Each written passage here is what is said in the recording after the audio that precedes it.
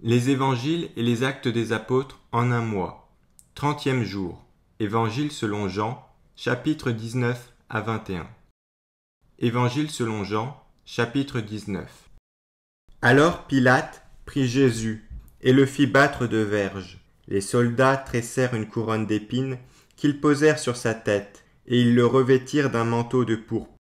Puis, s'approchant de lui, ils disaient « Salut, roi des Judéens !» et ils lui donnaient des soufflets. Pilate sortit de nouveau et dit aux Judéens « Voici, je vous l'amène dehors, afin que vous sachiez que je ne trouve en lui aucun crime. » Jésus sortit donc, portant la couronne d'épines et le manteau de pourpre. Et Pilate leur dit « Voici l'homme. » Lorsque les principaux sacrificateurs et les huissiers le virent, ils s'écrièrent « Crucifie, crucifie !» Pilate leur dit « Prenez-le vous-même et crucifiez-le, car moi, je ne trouve point de crime en lui. » Les Judéens lui répondirent « Nous avons une loi, et selon notre loi, il doit mourir, parce qu'il s'est fait fils de Dieu. » Quand Pilate entendit cette parole, sa frayeur augmenta. Il rentra dans le prétoire et il dit à Jésus « D'où es-tu » Mais Jésus ne lui donna point de réponse. Pilate lui dit « Est-ce à moi que tu ne parles pas ? Ne sais-tu pas que j'ai le pouvoir de te crucifier et que j'ai le pouvoir de te relâcher ?» Jésus répondit « Tu n'aurais sur moi aucun pouvoir s'il ne t'avait été donné d'en haut. C'est pourquoi celui qui me livre à toi commet un plus grand péché. » Dès ce moment, Pilate cherchait à le relâcher.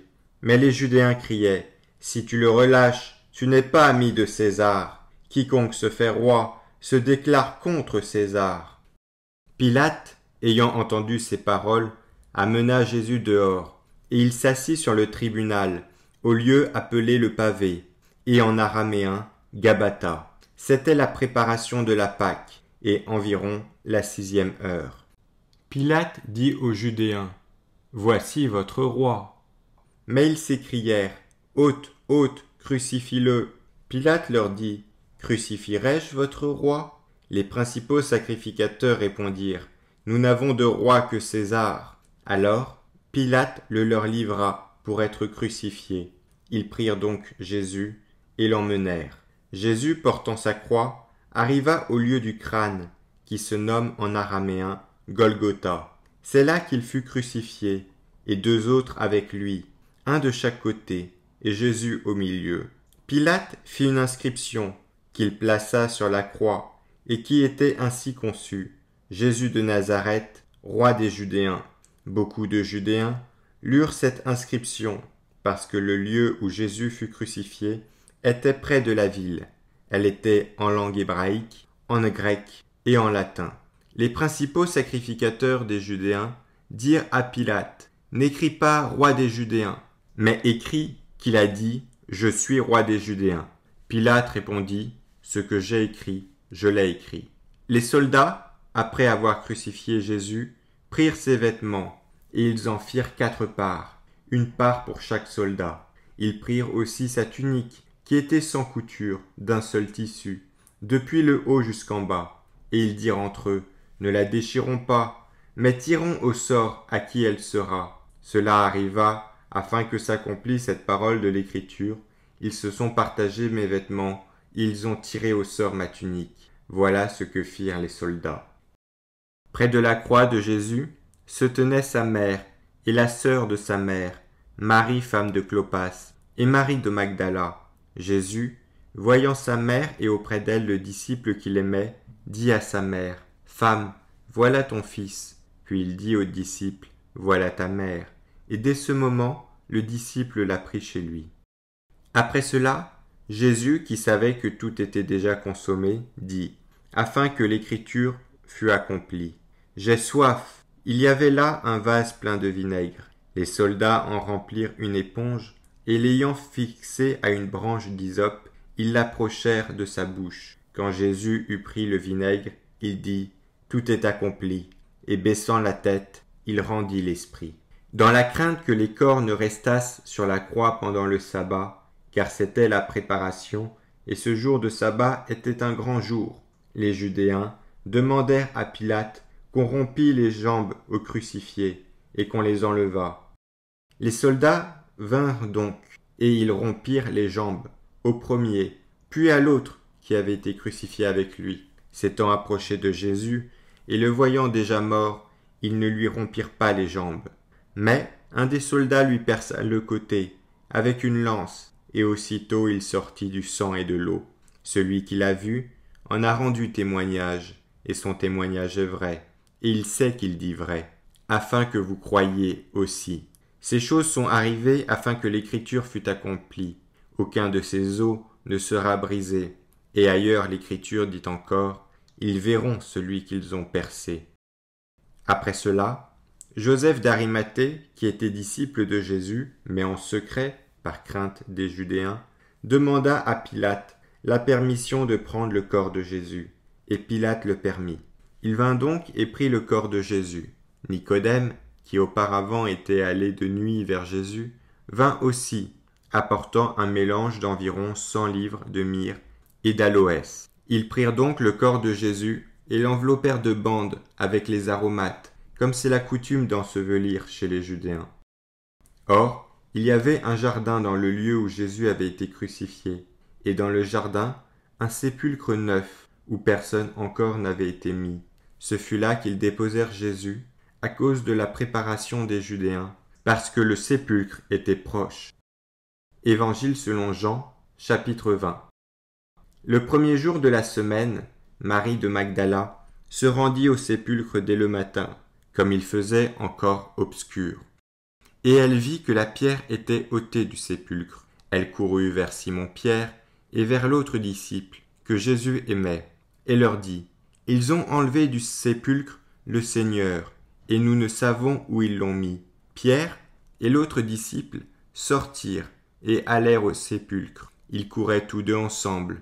Mais l'autre disciple courut plus vite que Pierre et arriva le premier au sépulcre. S'étant baissé, il vit les bandes qui étaient à terre. Cependant, il n'entra pas. Simon-Pierre, qui le suivait, arriva et entra dans le sépulcre. Il vit les bandes qui étaient à terre et le linge qu'on avait mis sur la tête de Jésus, non pas avec les bandes, mais plié dans un lieu à part. Alors, l'autre disciple qui était arrivé le premier au sépulcre entra aussi, et il vit, et il crut, car il ne comprenait pas encore que selon l'Écriture, Jésus devait ressusciter des morts, et les disciples s'en retournèrent chez eux. Cependant, Marie se tenait dehors, près du sépulcre, et pleurait. Comme elle pleurait, elle se baissa pour regarder dans le sépulcre, et elle vit deux anges, vêtus de blanc, assis à la place où avait été couché le corps de Jésus, l'un à la tête, l'autre aux pieds. Ils lui dirent, « Femme, pourquoi pleures-tu » Elle leur répondit, « Parce qu'ils ont enlevé mon Seigneur, et je ne sais où ils l'ont mis. » En disant cela, elle se retourna, et elle vit Jésus debout. Mais elle ne savait pas que c'était Jésus. Jésus lui dit, « Femme, pourquoi pleures-tu?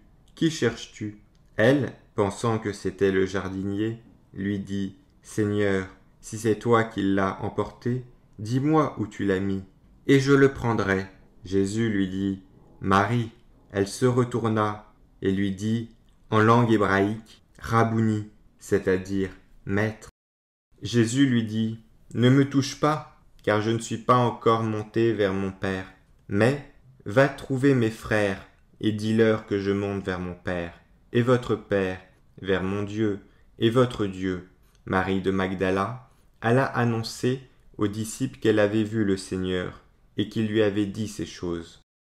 Le soir de ce jour, qui était le premier de la semaine, les portes du lieu où se trouvaient les disciples étaient fermées, à cause de la crainte qu'ils avaient des Judéens.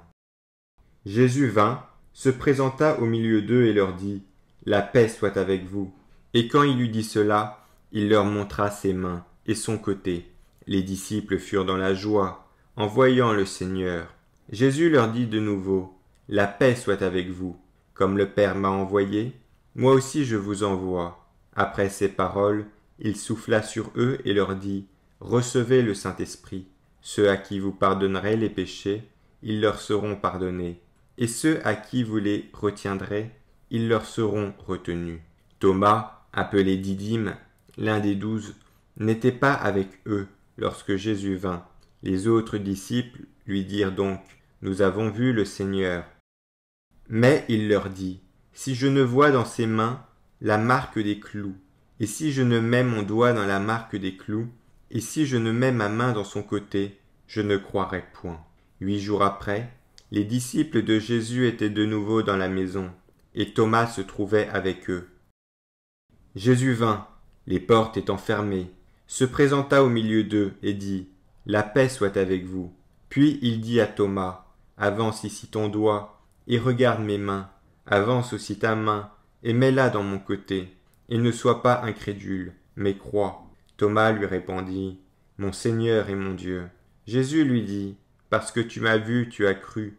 Heureux ceux qui n'ont pas vu et qui ont cru. » Jésus a fait encore en présence de ses disciples beaucoup d'autres miracles qui ne sont pas écrits dans ce livre, mais ces choses ont été écrites afin que vous croyiez que Jésus est le Christ, le Fils de Dieu, et qu'en croyant, vous ayez la vie en son nom.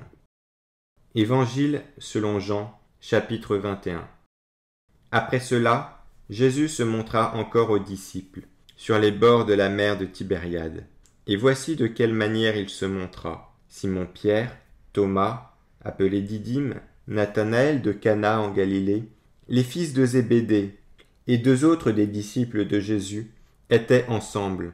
Simon-Pierre leur dit, « Je vais pêcher. » Ils lui dirent, « Nous allons aussi avec toi. » Ils sortirent et montèrent dans une barque, et cette nuit-là, ils ne prirent rien.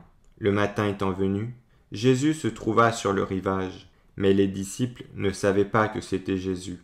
Jésus leur dit, « Enfants, n'avez-vous rien à manger ?»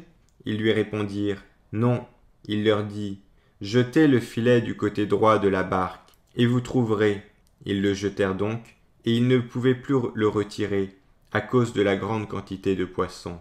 Alors le disciple que Jésus aimait dit à Pierre, « C'est le Seigneur. » Et Simon-Pierre, dès qu'il eut entendu que c'était le Seigneur, mit son vêtement et sa ceinture, car il était nu, et se jeta dans la mer. Les autres disciples vinrent avec la barque, tirant le filet plein de poissons, car ils étaient éloignés de terre que d'environ 200 coudées.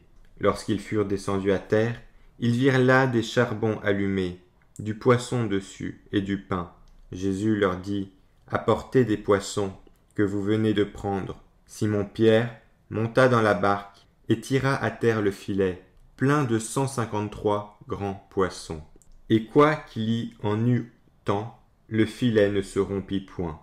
Jésus leur dit, « Venez, mangez. » Et aucun des disciples n'osait lui demander, « Qui es-tu ?» sachant que c'était le Seigneur. Jésus s'approcha, prit le pain et leur en donna. Il fit de même du poisson. C'était déjà la 3e fois que Jésus se montrait à ses disciples, depuis qu'il était ressuscité des morts.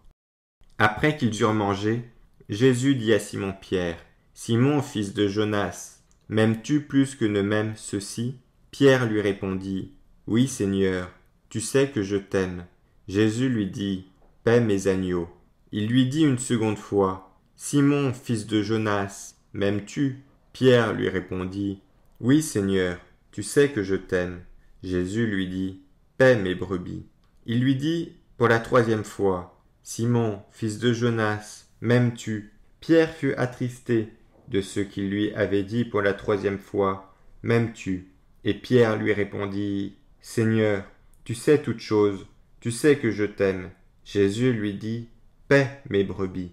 En vérité, je te le dis, quand tu étais plus jeune, tu te ceignais toi-même, et tu allais où tu voulais.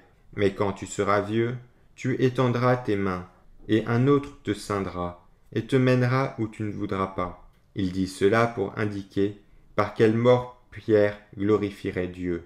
Et, ayant ainsi parlé, il lui dit, « Suis-moi. » Pierre, s'étant retourné, vit après eux le disciple que Jésus aimait, celui qui, pendant le souper, s'était penché sur la poitrine de Jésus et avait dit, « Seigneur, qui est celui qui te livre ?»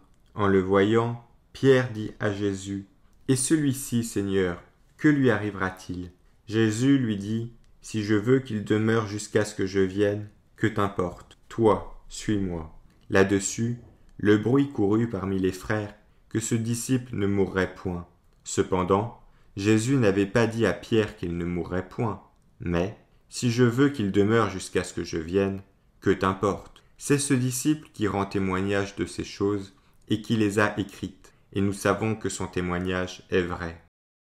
Jésus a fait encore beaucoup d'autres choses. Si on les écrivait en détail, je ne pense pas que le monde même pût contenir les livres qu'on écrirait.